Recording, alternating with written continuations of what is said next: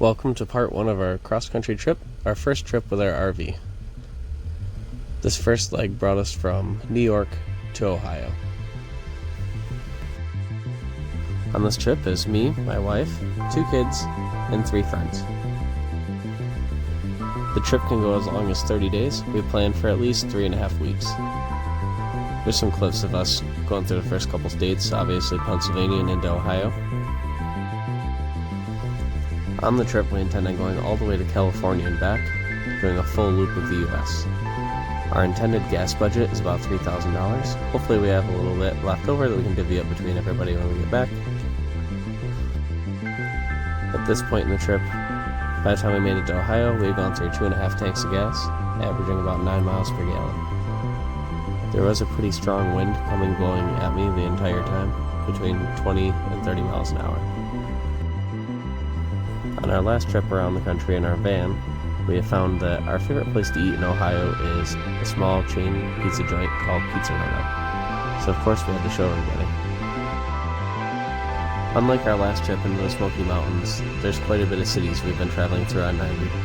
The RV's done pretty well considering the heavy traffic, even being weekend when we left. The one unfortunate thing about a 31-foot RV that weighs as much as it does is I can't make quick maneuvers around things that are in the road, so you have to try to look out as far as you can. I'm still getting used to this, and unfortunately, I must have hit something in this stretch through the city, because I remember there was a bunch of blown out tires and debris in the road.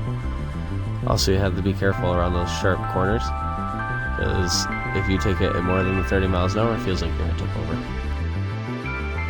The Pizza Roto location we chose to eat at for lunch was in Madison, Ohio, right outside of Cleveland.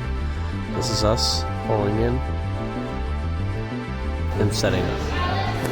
That's me.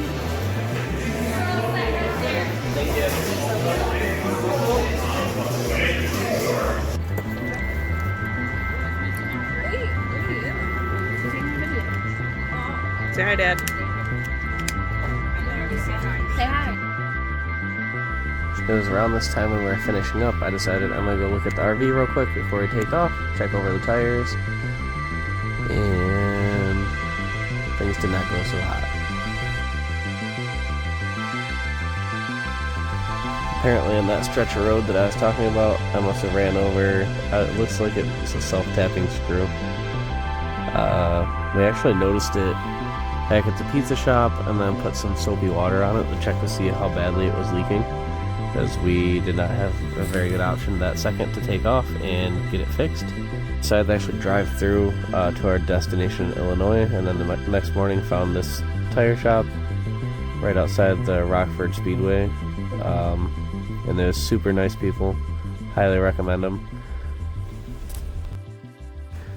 $250, and about 35 minutes later, we're back on the road. Thank you, Pomps Tire.